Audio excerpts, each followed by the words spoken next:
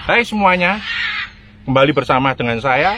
Tiba saatnya saat ini bagi saya untuk menyajikan bagi kalian review owning experience 4 tahun dari W175 saya ini. Nah, di tahun keempat ini W175 ku sudah bertransformasi jadi ZX175R. Kalian bingung kan? Biar gak bingung, tonton terus reviewnya sampai habis. Yang jelas, dalam review tahun keempat ini saya akan melengkapi review saya sebelumnya dari 7 bulan pemakaian, 1 tahun pemakaian, 2 tahun pemakaian, 3 tahun pemakaian. Saya akan spill juga plus minus motor ini apa saja, saya sudah kemana saja dengan motor ini, apa saja halangannya dan apa solusinya. Selain itu, saya tak lupa untuk spill saya di tahun keempat ini bayar pajak habis berapa. Jadi kalian bisa tahu seberapa worth it sih motor ini untuk kalian miliki. Jadi kalian tahu juga seberapa bandel motor ini, penyakitnya apa saja. Dan saya harapkan review keempat ini bisa melengkapi review-review sebelumnya. So, bagi kalian yang mungkin ada pertanyaan yang belum terjawab dalam review ini nanti, juga silahkan nonton di review 7 bulan pemakaian, 1 tahun pemakaian, 2 tahun pemakaian, dan 3 tahun pemakaian. Karena review ini juga sifatnya saling melengkapi ya dari tahun ke tahun.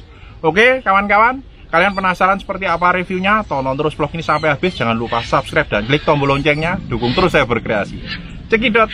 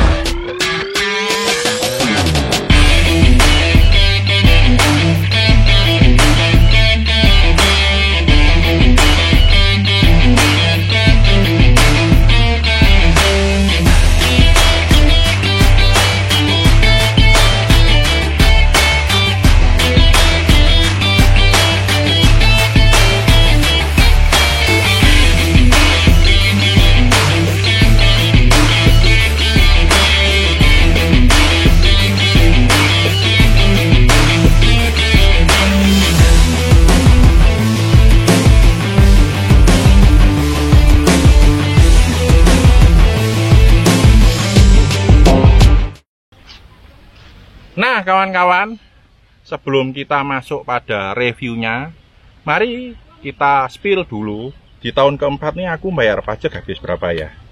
Kira-kira worth it gak? Ini bisa dilihat sendiri. Aku bayar pajak habis 338.500 untuk tahun keempat ini. Dan saya nggak tahu nanti tahun kelima sama dengan STNK-nya habis berapa. Yang jelas 5 tahun kan waktunya ganti STNK dan ganti plat nomor nih. Oke, itu yang pertama. Jadi kalian bisa tahu seberapa worth it biaya tahunan motor ini dari tahun pertama, kedua, ketiga, sampai keempat. Dan selain itu, motor ini sudah aku repaint. Ini bisa dilihat. Warna catnya sudah saya ganti dengan warna hitam lembayung biru. Saya repaintnya langsung jadi satu antara cat sama helm. Cuman untuk helm lembayung birunya lebih tebal nih, jadi kalau kena cahaya panas ini jauh lebih biru ketimbang warna motornya. Saya memang request seperti itu pada tukang catnya. Tukang catnya Febri Bagas Painting. Febri Bagas Painting. Ada kok di videonya sebelum ini saya bahas tentang khusus video repaint tentang motor ini. Jadi kalian bisa lihat nanti di sana repaint kualitas kualitas bintang 5 harga kaki 5. Di situ sangat recommended banget. Nah, saya untuk motor saya menggunakan warna hitam lembayung biru, tapi saya minta birunya semburatnya tipis saja supaya nggak jadi kontroversi ketika ada razia polisi di jalan. Karena saya akan suka touring juga nih. Jangan sampai misalkan mau nyebrang dari Jawa ke Bali gitu ya. Terus tiba-tiba polisi tanya, "Oh, ini STNK-nya hitam kok warna motornya biru?" Biasanya razia kan pasti siang dan di tempat panas, coy. Lah, kalau tiba-tiba dilihat warnanya biru, dipikir curanmor nggak boleh nyebrang kan susah aku. Memang bisa diselesaikan secara debat, tapi kan jadi bad mood. Bukan itu tujuan saya untuk happy itu. Dan selain itu, motor saya sudah saya rubah penampilannya. Saya rubah dari W175 jadi ZX175R. Kalian penasaran? Ini adalah livery premium Kawasaki, yang mana livery ini oleh Kawasaki Motor Jepang hanya disematkan pada produk-produk premium seperti Ninja H2 dan ZX Series. Dan W175 yang mungkin saat ini the one and only in Indonesia menggunakan livery premium Kawasaki, ya hanya motor saya dengan ide saya. Oleh sebab itu motorku jadi bisa disebut jadi ZX175R. Jangan ngakak ya, ini hanya joke saya sendiri aja. Jadi di sini saya menggunakan livery premium Kawasaki, dan setelah itu ya otomatis jadi limited edition coy. Karena mungkin saat ini the one and only in Indonesia hanya saya yang menggunakannya. Tapi bagi kalian yang pengen niru, silahkan lah. Karena saya yang pertama, saya jadi trendsetter, silahkan pengen niru, monggo. Tapi yang jelas ini keren banget bagi kalian, bisa menginspirasi bagi kalian. Ini murah kok, beli liverynya di Tokopedia ini. Saya ingat berapa ya aku beli dulu. Dulu sih saya ingat waktu saya beli itu 40.000 beberapa per biji. Saya ingat saya nih 80.000 dapat 2. Saya ingat saya ya. Tapi nggak tahu kalau sekarang naik. Karena kemarin ada yang tanya temen, Pak Sucipto deh dari KMI, tanya belinya di mana. Ini orang KMI malah tanya, belinya di mana bro? Tak tujuh. Aduh, harganya malah naik pak ya. Dulu gua beli cuma seingatku 30 atau 40.000 gitu. Habis touring dari Bali langsung saya beli gitu loh. Ternyata ketika saya tunjukkan ke dia itu harganya udah berubah jadi 80.000. Cuman saya nggak paham juga 80.000 itu dapat 2 atau dapat 1 ya. Yang jelas worth it banget. Nah, selain itu nanti akan saya tunjukkan perubahan apa saja yang lain yang saya lakukan. Dan sebelum saya menunjukkan pada kalian, saya ingin sebutkan pada kalian, bisa kalian tonton dulu petualangan saya di Nusa Penida. Karena saya kalau beberapa tahun yang lalu itu banyak yang tanya, sudah kemana aja bang pergi jauh sama motor ini. Nah, dalam kesempatan ini saya sudah berkesempatan membuktikan ketangguhan motor ini untuk saya pergunakan solo touring dari Kediri ke Nusa Penida, menempuh jarak sekitar 1.800 meter, 1.800 kilo kayaknya PP kayaknya ya. Karena saya nggak langsung ke Nusa Penida, juga muter-muter Bali juga. Seingat saya segitu. Tapi yang jelas itu PP ya, jadi bukan sekali berangkat 1.800 kilo enggak. Jadi PP itu sama muter-muternya di Bali sekitar segitu seingat saya ya. Kalau lupa atau salah ya harap dimaklumi. Tapi yang jelas worth it banget sih motor ini, nggak ada keluhan apa-apa. Dan oke, sekarang mari kita lihat perubahan apa saja yang saya lakukan di tahun keempat kepemilikan motor saya ini. Kita lihat dari depan. Untuk ban saya tetap menggunakan ban Corsa Cross S Platinum. Ini ukurannya 80/90 ring 17. Jadi tebalnya 80, lebarnya 90, ringnya 17. Ini ban awet banget. Ini sudah sejak owning experience kedua, tahun kedua kemarin saya ganti. Saya ingat saya setelah tahun kedua itu sudah pakai ini. Dan itu saya gunakan sampai ke Nusa Penida. Sampai sekarang masih awet dan masih menggigit, komponnya masih enak. Dan saya sukanya ban ini ada ban dual purpose. Jadi digunakan di off-road sekitar 40% lah ya. Itu masih oke banget. Aspal juga lebih menggigit dan enak banget. Meskipun kondisinya ban itu kurang angin, stabil tetap di motor. Itu yang saya suka dari ban ini. Yang pertama itu. Yang kedua, untuk fender saya tetap ini sudah menggunakan ini. Saya rubah ini sejak tahun kedua. Saya tetap menggunakan fender ori yang saya chrome ini karena memang saya ingin menghadirkan apa ya, nostalgia nuansa tahun 70 tahun 80-an kembali ke tahun ini. Untuk plat nomor tetap seperti ini sejak tahun pertama saya memiliki. Bukan tahun pertama ya, ketika saya motor ini baru datang saya rubah di sini plat nomornya supaya nggak jadi kompresan kayak dikompres ini di sini. Saya taruh sini. Nah, sebaliknya bracket plat nomor yang di atas bawaan pabrik tidak saya potong, saya kasih visor ini. Ini bertujuan selain untuk mempercantik juga supaya nggak dipotong, kan eman nih kalau dipotong di bawaan pabrik. Selain itu, saya mempertahankan juga sen VR Karya ini. Ini saya beli dari Tokopedia, murah meriah. Ini model sennya klasik banget, seperti punya Royal Enfield 500 klasik. Tapi punya 500 klasik itu mirip, cuma kembangannya di kuning-kuningnya ini, yang plastiknya kuning ini yang berbeda. Tapi kemarin di Tokopedia banyak yang ngomong bahwa harga sen VR Karya ini sekarang jadi mahal karena langka. Karena VR sudah nggak memproduksi VR Karya katanya. Nah itu bisa diakali kalau memang lebih mahal VR Karya, mending kalian beli sennya Royal Enfield aja. Karena kalau VR Karya, tujuan kita beli yang VR Karya kan biar lebih murah. Lah kalau punyanya Royal Enfield jadinya lebih murah, ya mending beli punya Royal Enfield dong. Lebih berasa look moki kan gitu. Nah selain itu setang, kita dari itu ke sini ke atas. Setang ini saya ganti dengan stang camar 16 cm. Karena apa? Stang camar 16 cm ini lebih tinggi ya, yang menjadikan motor ini lebih nyaman dikendarai. Saya stangnya ini beli murah kok, cuma 55.000 di Tokopedia. Tapi saya beli yang warna chrome kemarin supaya lebih jelas apa ya, aksen klasiknya lebih kuat gitu. Cuman saya sarankan kalau kalian beli stang camar yang di Tokopedia ini, pastikan kalian lihat lekuannya ini rapi, jangan sampai cemet ya kawan-kawan. Karena stang ini kuat, tapi ketika tekuannya ini cemet, dia akan menjadi lemah. Kalian bisa lihat di video saya sebelumnya menggunakan stang camar yang warna hitam itu, beli juga murah juga di Tokopedia. Tapi akhirnya bengkok sebelah, karena nggak kuat nahan beban, karena gara-gara tekuannya cemet ketika awal beli. Jadi waktu bikin itu orangnya waktu manasi mungkin kurang telaten gitu ya. Akhirnya waktu bengkokkan itu cemet lah. Ketika ada cemet itu jadi lemah stang. Jadi saya sarankan kalau kalian beli stang camar kayak gini, pastikan yang orang yang bikin itu rapi bikinnya ya. Jadi waktu manasi dia telaten, bisa dibengkokkan.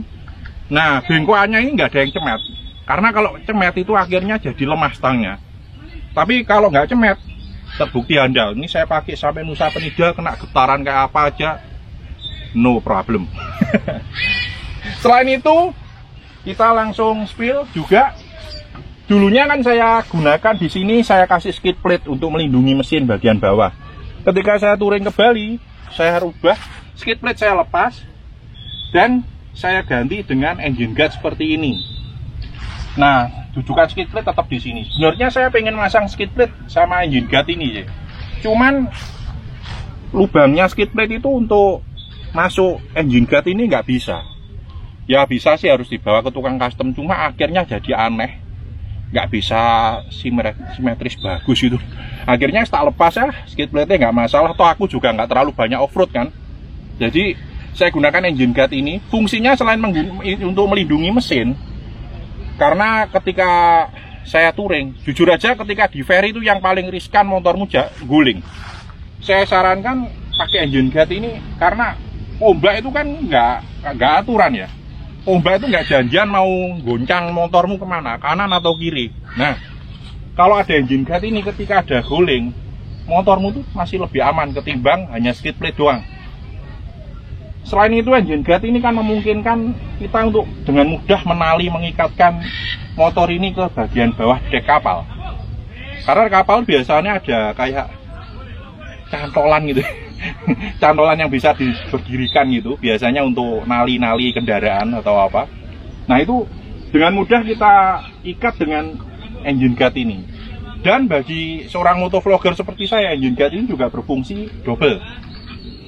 Kan saya menggunakan bracket kamera, selain di helm juga di sini kameraku kan ada dua. Di sini nge-shoot saya ke sini, yang di helm nge-shoot ke depan. Nah yang di sini bisa saya pindah pakai bracket lain, saya taruh sini, nge-shoot roda, nge-shoot pergerakan kaki saya pindah ke kiri. Itu menjadikan video touring itu lebih berasa kayak film-film action gitu. Nah, untuk penggantian spare part di tahun keempat ini, saya sudah mengganti setelah 3 tahun pemakaian ya. Ini klaker depan. Klakeri apa ya? Kok lupa. Apa itu?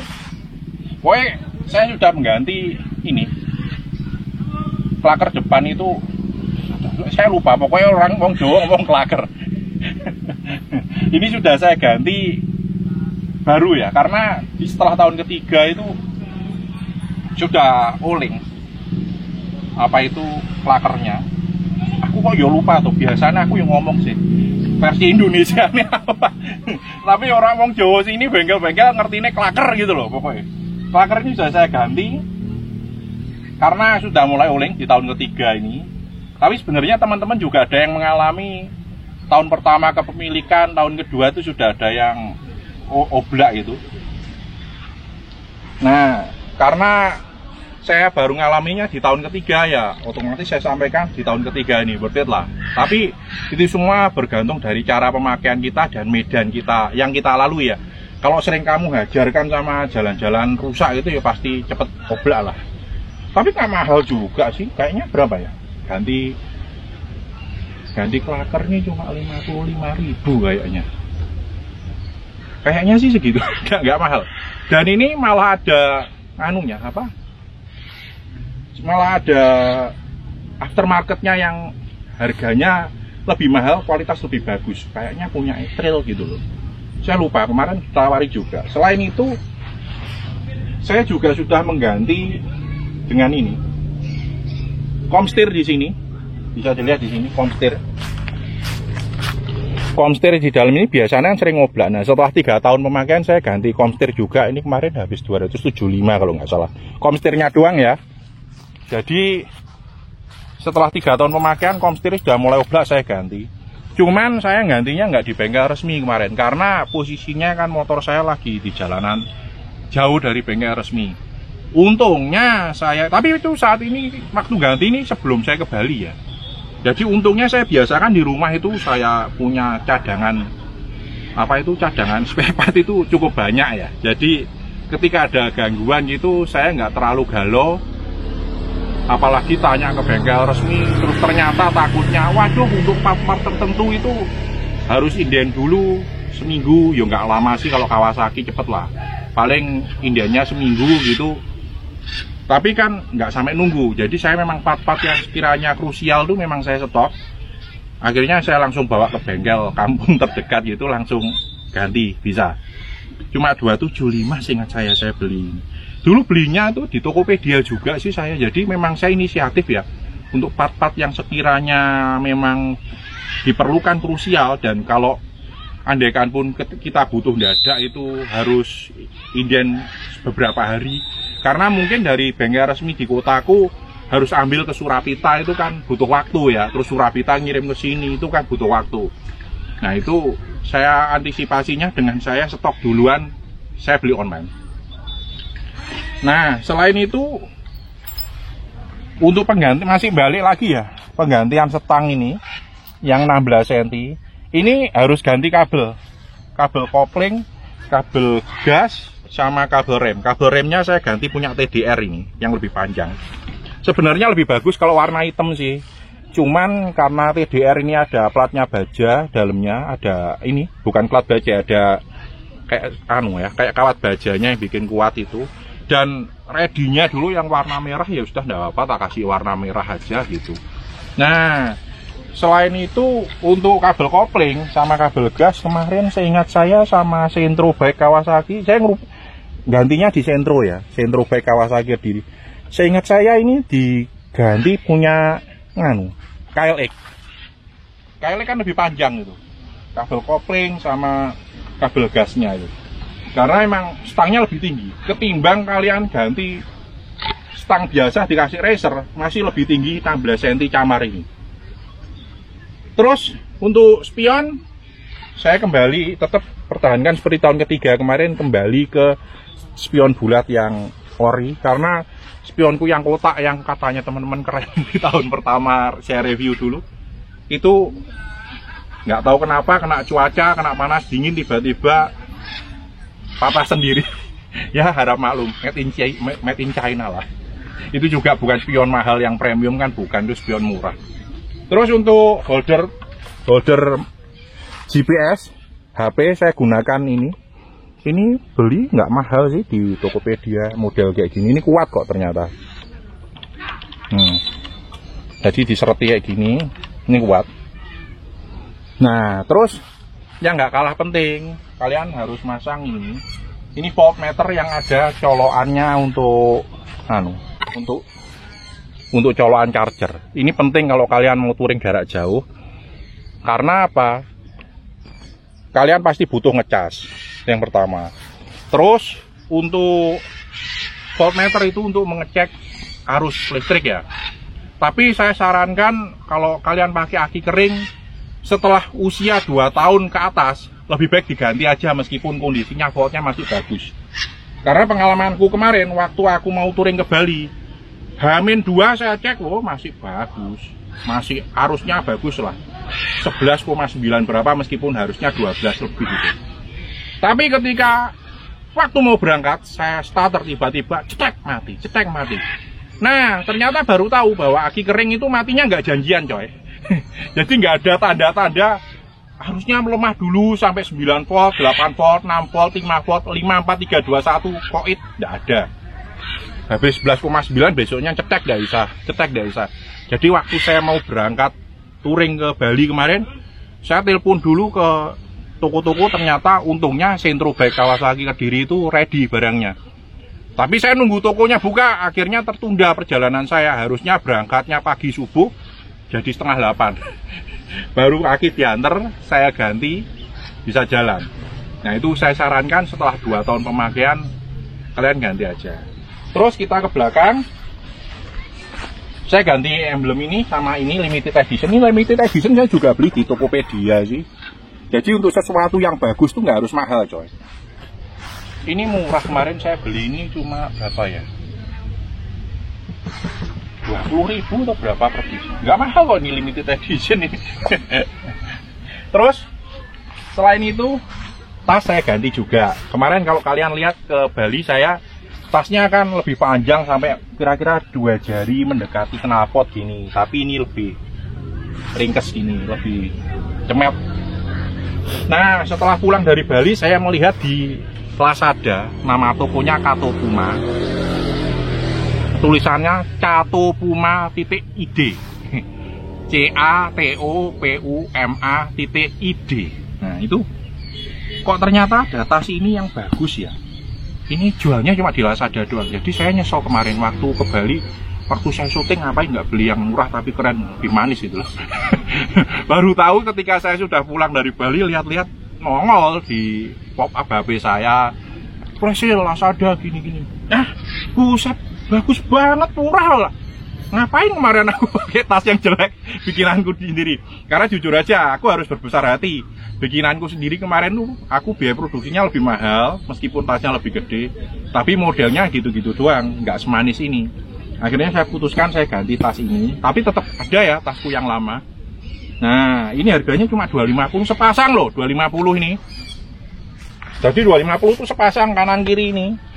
Ini lebih lebar, tapi ini nggak terlalu mepet sama knalpot gini. Jadi kalau kalian mau bawa barang-barang elektronik sebelah kanan tuh aman. Nah, ada lagi untungnya kalau kalian bawa barang-barang elektronik di sini gitu, lebih aman karena posisinya kalau tasku kemarin itu kan lerekan gini toh. Nah, ini ada pengamannya lagi. Jadi kalau ada lerekannya rusak atau apa lebih aman. Terus tas ini aku spill ya, nggak tunjukin ini.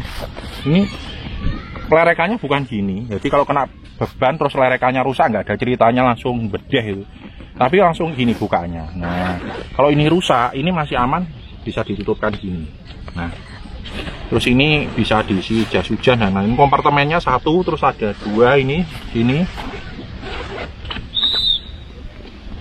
Recommended deh. Lah ini terus aku bikinkan cover sendiri karena bawaan dari ini rain covernya aku bikin sendiri ya.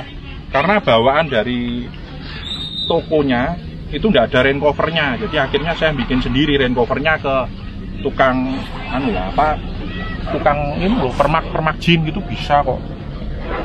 Bahannya dia yang belikan sendiri kan, parasit murah, per meter 15.000 tuh berapa. Terus ada kompartemen yang belakang ini, ada lagi. Nah, ini ada lagi untuk naruh barang yang kecil-kecil gitu. Terus untuk ngikatnya ke bracket ini modelnya nggak lewat belakang tapi lewat ini, samping ini diikatkan ke bracket di sini. Jadi dari depan ini, dari samping diikatkan ke bracket. Berat tarik, set, sudah aman. Nah ini di sini ada cantolannya 2, kuat banget ini. Ini ada pengaitnya tali, selain itu di sini ada velcro-nya, kain langkep 2 ada velcro-nya. Kuat banget deh. Nah, lalu untuk bagian belakang, bannya juga saya tetap menggunakan Corsa Cross S ukuran 100/80 ring 17. Jadi profil bannya tebelnya tetap 80, lebarnya 100, ringnya 17. Cuman ban belakang nih agak lebih ngotak sudahnya, karena memang jarak tempuhnya sudah jauh. Saya sejak tahun kedua owning experience kan sudah pakai ini, tapi worth it lah. 2 tahun pakai ini.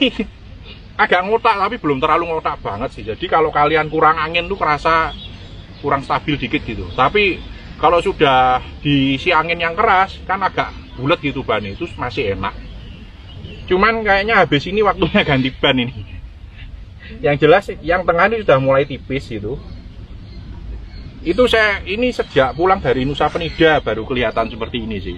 Tapi worth it lah, sudah umur 2 tahun dipakai ke Nusa Penida PP loh. Kediri sampai Nusa Penida itu saya 8 hari touring kemarin. Nah itu kok worth it ya.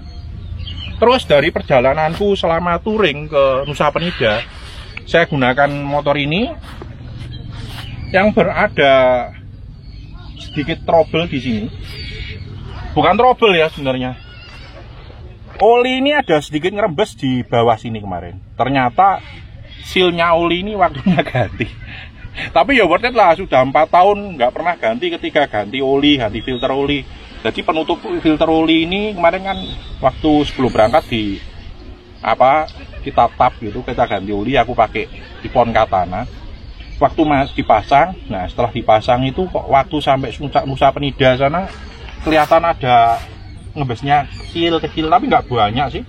Meskipun sampai aku pulang nggak ada ceritanya insiden oli habis, itu juga nggak ada. Jadi langsung aja ketika saya pulang langsung saya servis. Waktu dipinjam Kawasaki itu saya bilang sekalian diservis aja, terus diganti sealnya, o-ring tutup oli saya suruh ganti juga, karena memang waktunya ada penggantian ya, sudah 4 tahun.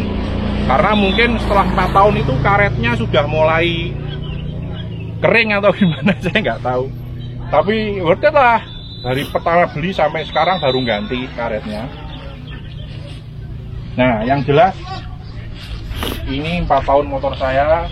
Dan nggak lupa ya kemarin untuk backrack ini, rak belakang nih sama bracketnya ini saya cat juga di Febri Bagas Benteng, jadi satu sama helm sama tangki dan kempolan ini supaya lebih keren lah ya. Kalau sini ini pasti yang namanya bracket itu pasti ada nganunya ya, baret-baret lecet itu pasti ada bocel-bocel, karena ini nanti kan ending-endingnya ya tetap buat nali, buat pengait kan, kegesek-gesek pengait kena tali itu kan pasti ada bocelnya, ada biasa lah itu. Nggak ada ceritanya rak ini nggak bocel, nggak mungkin lah ini. Apalagi kalau kita buat taruh barang-barang tuh kan pasti kegeser-geser gitu. Nah yang jelas di tahun keempat pemilikan saya ini, review yang saya berikan seperti ini. Ini melengkapi review dari 7 bulan pemakaian, 1 tahun pemakaian, 2 tahun pemakaian, dan 3 tahun pemakaian kemarin ya kawan-kawan. Jadi bagi kalian semua yang mungkin merasa, Om, ini motorku kok pagi-pagi susah di starter. Nah itu bisa tonton di review 1 tahun pemakaian. Karena di 1 tahun pemakaian itu saya review penggantian pilot jet dan main jet untuk karburator. Karena kalau nggak gitu nanti kalau saya ulang-ulangi di sini, pertama saya sudah lupa juga, sudah tahun keempat itu tahun pertama. Yang kedua kalau tak ulang-ulangi di sini nanti kalian kan nggak nonton di video-video sebelumnya. Spill aja mulai 7 bulan pemakaian, 1 tahun pemakaian, 2 tahun pemakaian, 3 tahun pemakaian. Itu silakan di spill aja, termasuk penggantian gear dan lain-lain semua saya spill di sana, silahkan nonton di sana. Yang jelas tahun keempat ini akan saya spill sesuatu yang belum ada di review sebelumnya untuk melengkapi. Jadi kalian bisa tahu seberapa worth it motor ini untuk dimiliki.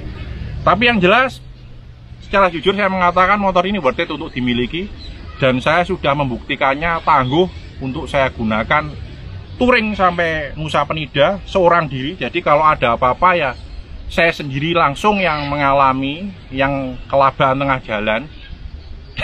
Dan untungnya motor ini tangguh.